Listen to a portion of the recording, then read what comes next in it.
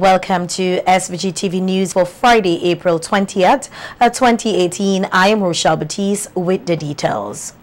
Opposition leader Dr. Godwin Friday has expressed concern that an increase in crime will severely impact investment opportunities for the country.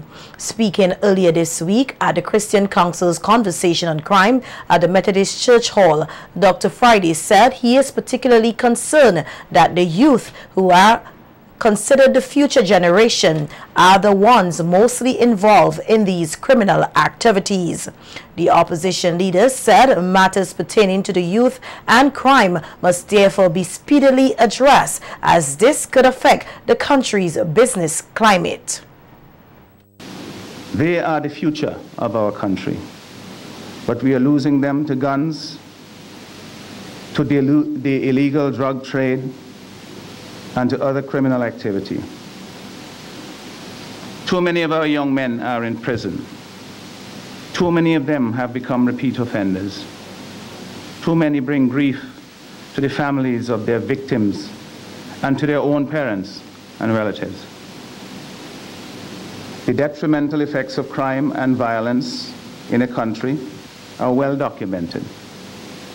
A high crime rate, especially violent crime, scares away investors and hampers economic development. The opposition leader said the tourism sector would also be impacted, as well as visitors will not feel safe. He said this is particularly being expressed by yachties. As a country dependent on tourism, we are particularly vulnerable to the problem of violent crime. As word spreads, now at internet speed, about an upsurge of crime in an area, visitors tend to plan to vacation elsewhere. This is particularly damaging in our yachting industry, where a word of crime against fellow yachters can spell real problems for businesses who provide services to that market. A word of another yacht robbery or injury or death to the occupants spread through the networks to other boats, and they sail past our shores. UWI Professor Anthony Harriet said it is important persons who breaks the law are dealt with accordingly. Speaking at this week's National Conversation on Crime, Professor Harriet said SVG, like most Caribbean countries, is one category away from being in the worst stage of crime, also known as chronic. Professor Harriet, who is attached to the Institute of Criminal Justice and Security at UWI Mona campus, told the gathering that while prayer is impactful, it must not be the only device in combating crime. The escalation to extraordinarily high levels of criminality and so forth have to do with allowing these boundaries of normal conduct to be eroded. It occurs at that everyday level, and it occurs in relation to homicide as well. So, take the case of child killings. There was a time when if a child was killed, baby or very young child, there would be an outrage in the society. Now, there's no outrage. The boundaries weren't drawn. The society and its institutions didn't say, when the first child was killed, this is a red line, right? We are going to find this person, bring them to justice, send a clear signal. It's a line that must not be crossed. The UWI professor said, similar to when nations breach international laws, there are consequences, and this must be demonstrated to those in the criminal world. Mark the boundaries and patrol them. Mobilize the society, mobilize the institutions when those boundaries are crossed.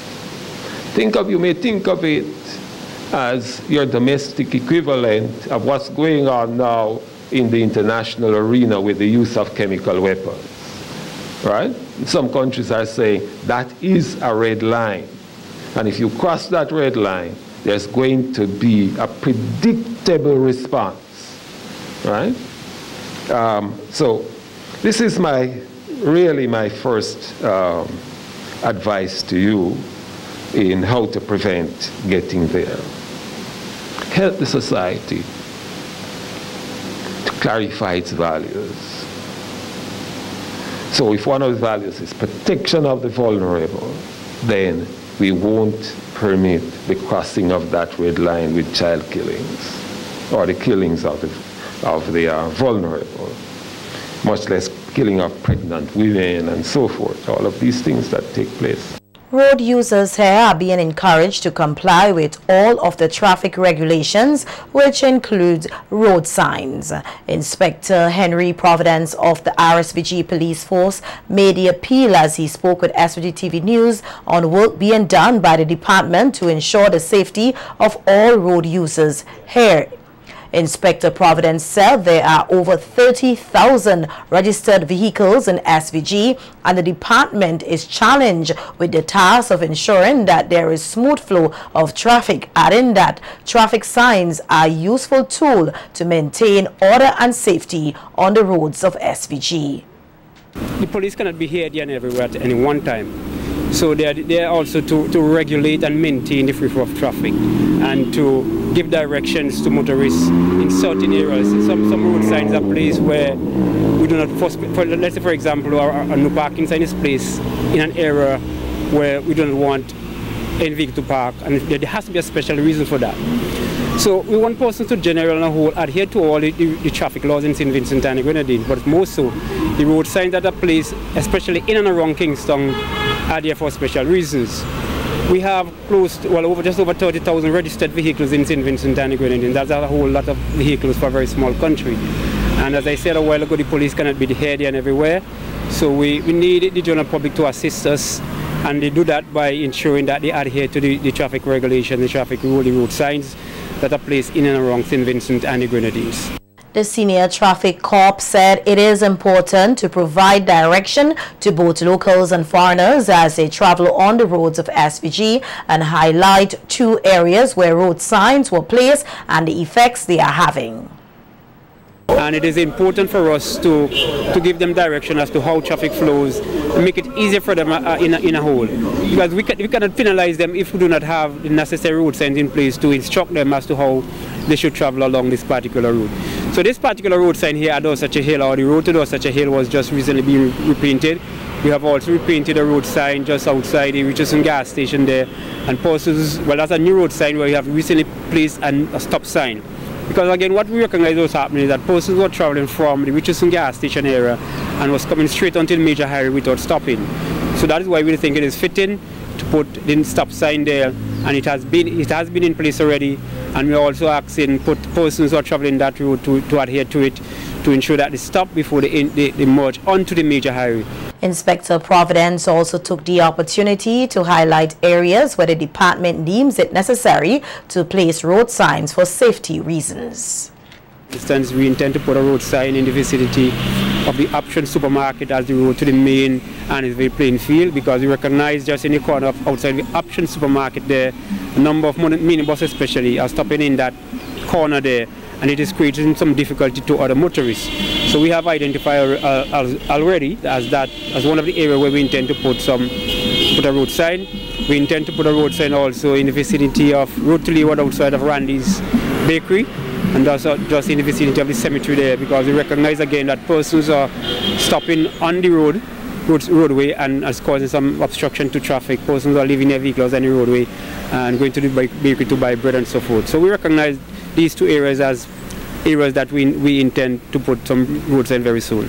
A number of local entrepreneurs and other business stakeholders here were today sensitized on the process they must follow in order to secure funding through the Direct Assistance Grant Scheme. Deputy Executive Director of Invest SVG, Nadine Agar, says entrepreneurs are an integral part of the growth of the private sector and consider the workshop a timely one. One of the primary reasons provided for lack of growth within the private sector is always cited as the lack of access to finance. Caribbean Export Development Agency is actively making a concerted effort to register a difference in this area. Caribbean Export will assist with access to financial assistance through the Direct Assistance Grant Scheme. This facility is a reimbursable grant, and as such, successful applicants will be reimbursed to a certain level for funds expended on pre-approved and agreed upon activities, but Mr. McNair and his team will give you far more details. This is an application process, and Caribbean Export is here today in the person of Mr. McNair and his team to demonstrate how to approach the application process. The DAGS is one of the initiatives put forward that is designed to enhance the region's competitiveness and export capacity while increasing trade and exports. Director of Trade, Okola John Patrick, says SVG's regional and international exports will increase when businesses have more access to funding, and thanked the Caribbean Export Development Agency for sensitizing stakeholders on necessary steps they need to take to access funding. Most of our businesses have quite a bit of difficulties accessing finance. To this end, we are anticipating that under the 11th EDF, the grant contracts will increase and more Vincentian businesses will be able to benefit from the grant scheme. And this will result in an increase in our export both regionally and internationally. Additionally, we look forward to the initiatives which will allow the business support organization to play a more substantial role in expanding the program, and we welcome the efforts from Caribbean Export to train grant advisors within the business support organization. We recognize that the access to finance is a critical pillar to enable businesses to expand, create new jobs, and generate foreign exchange earnings. And so we appreciate this important assistance to the private sector.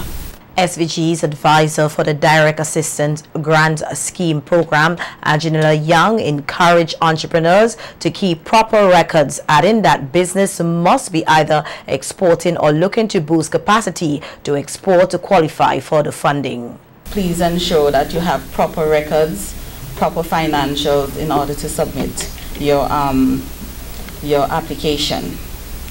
You must be looking you must be exporting or looking to develop your capacity to export.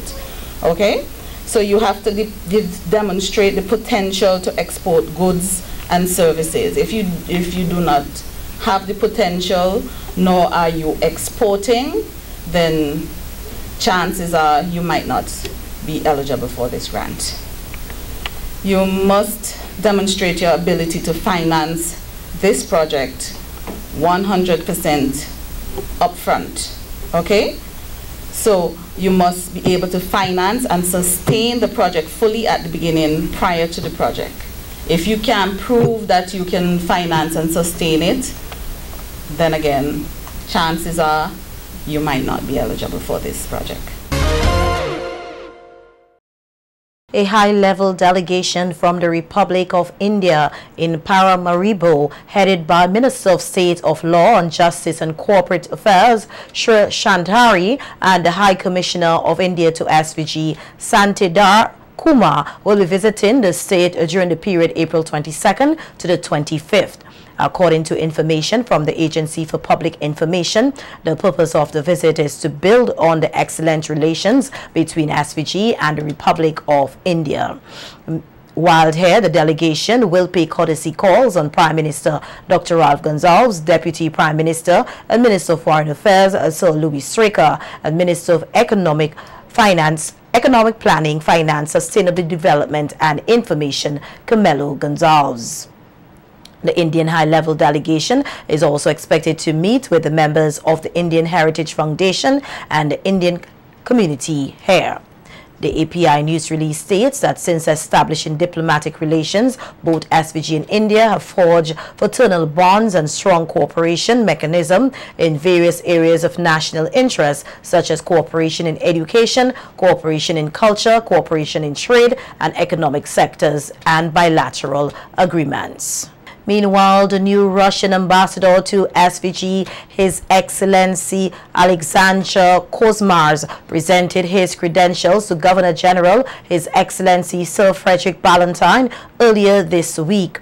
The Agency for Public Information Cells Ambassador Komars communicated his desire to work to further strengthen and solidify the existing bond between SVG and the Russian Federation and to encourage mutual support and closer collaboration. SVG established diplomatic relations with the Russian Federation on September 17, 2002 and have maintained a friendly and fruitful relationship over the years. St. Vincent and the Grenadines and the Russian Federation have cooperated in several areas including education and tourism and look forward to concluding a visa waiver agreement to enhance people-to-people relations.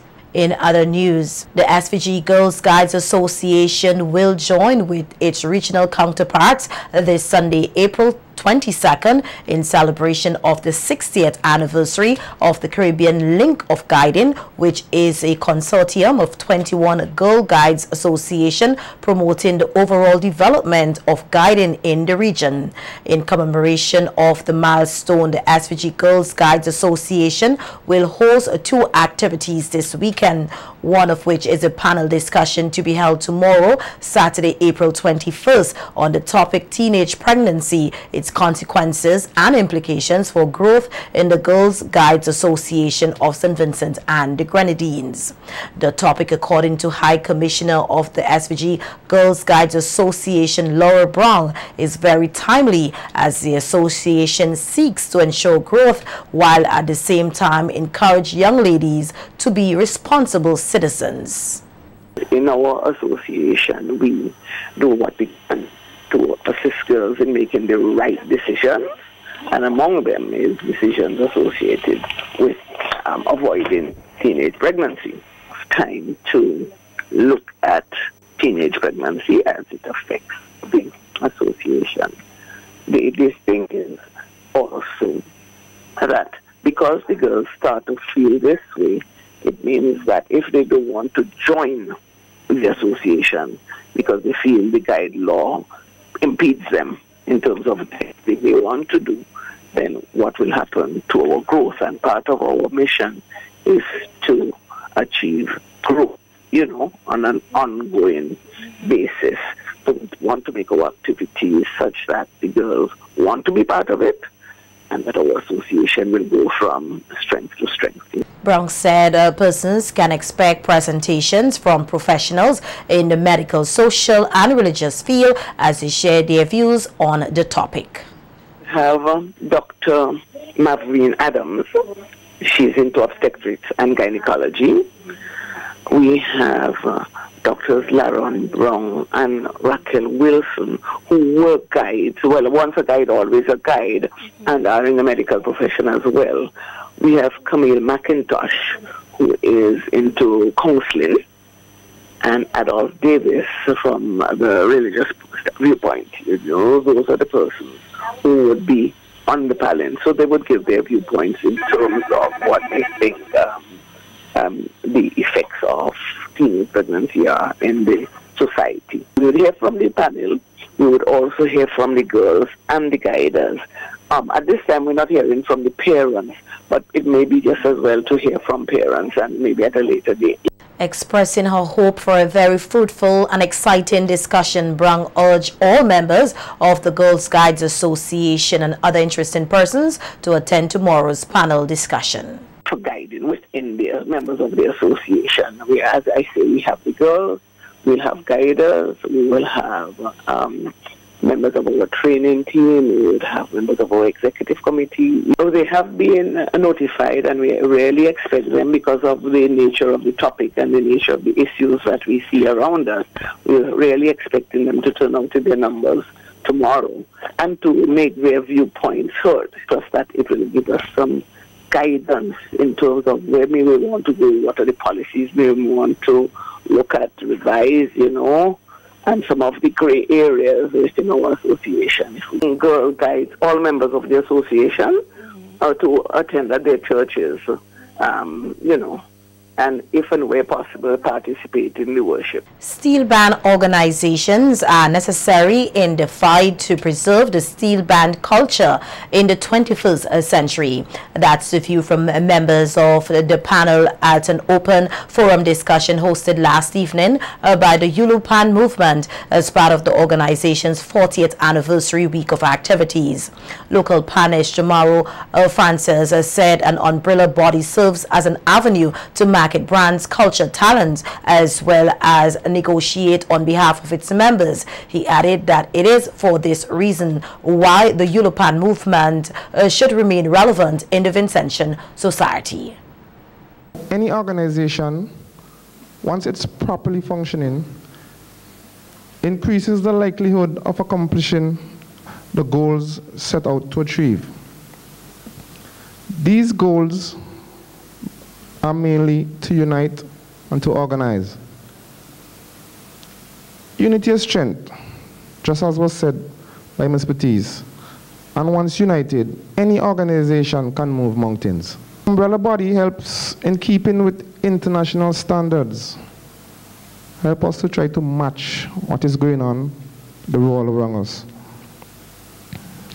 So we could offer the best, we could eventually be the best, and to maintain a level where we could soar high with the others who are considered the best.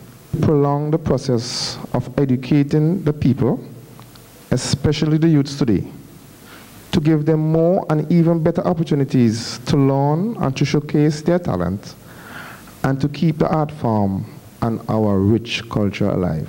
Emphasizing the Yulupan movement motto, unite and organize, panelists and former steel band arranger Colette Myers stressed the need for steel bands to live by the mantra, strength in unity. She also highlighted the significance of a steel band organization, especially to young members of the art form. Steel band development can only go so far through their own expenses. However, financial aid from a steel band organization can assist in order for a band to retain their savings for future endeavors. And all this links to the relevance of a steel band organization in the 21st century. Many young and brilliant talents are on the rise. These youngsters who choose to explore their talents through the art form of steel pan would be able to display their talents through national competition, fully future soloist competitions, which is something I personally have been looking forward to showcase their talents. Academically, they can also advance themselves by attending workshops and yearly programs coordinated by the Steel Band organization.